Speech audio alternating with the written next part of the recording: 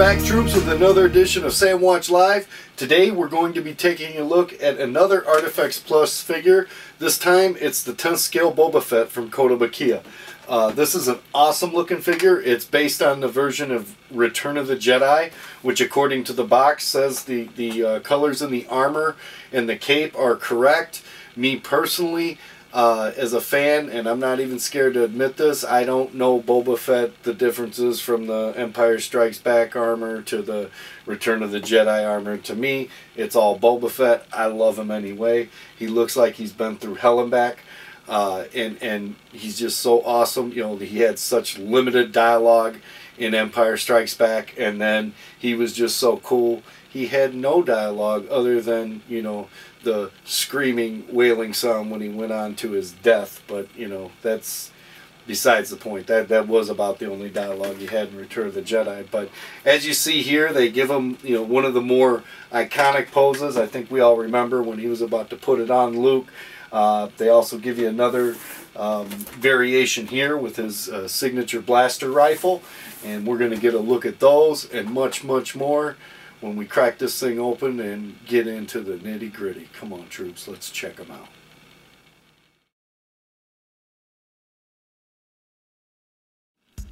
Okay, troops, with some quick assembly, we've got Boba Fett ready for action. As you see, he's in his signature pose there with his blaster rifle ready to go on the attack. They got every detail down here. You see just the back view of him, the jetpack, the cape.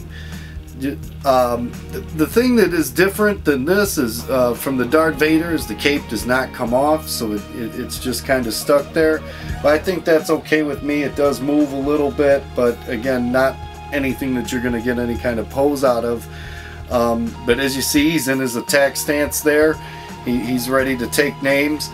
The head does move and it gives it some different looks, and you know, just like that you got a new pose, or you can drop the rangefinder. But it does stay pretty much in position. I've had other pieces, high-end pieces, that it didn't work that efficiently. And another thing I will point out too is the accuracy on the blaster rifle. I thought they did a wonderful job with that. I remember a full-scale life-size collectible that a few years back, and this looks about as good as it can look, especially for 10th scale. They just did a fantastic job on that. The head does come right off there, guys, and it just, you know, pops right back on, so that you can just, you know, a little bit of turn and bam, you got a new look, new pose for your figure. Now we're going to jump into the other look that they give you. You know, this is right before Luke took his blaster rifle in half there, but you just pop the arm off here and you grab the other arm, slides right in there. And then now here I want to point out too the wonderful job they did on the Wookiee braids.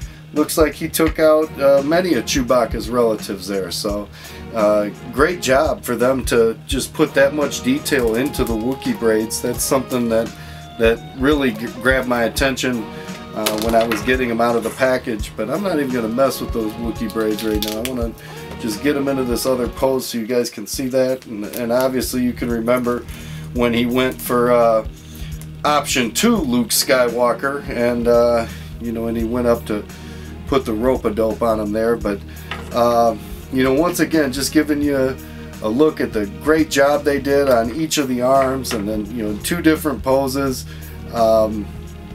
You know, again, for the price point and what you're looking at, and the great job they did on the sculpt and design, I think they did a real great job putting this version together.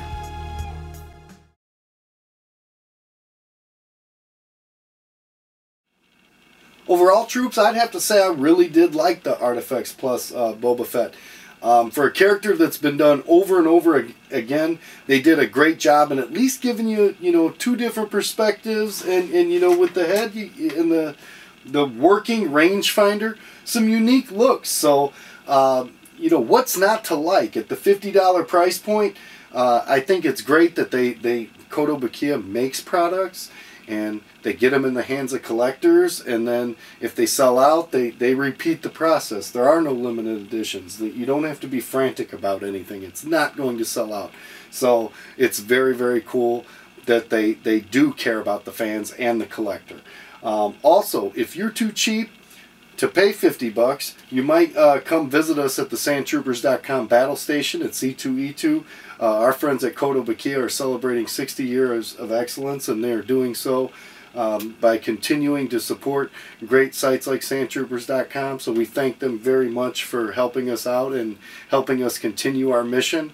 We also want you troopers to make sure to like us on Facebook, follow us on Twitter, and if you can, leave some great comments in the box below. We love hearing from our fans and our readers. Until next time, troopers, I'm Darth Spice. You still are so very, very glad you're not. United we find. We're out of here. The force is strong with sandtroopers.com. Indeed.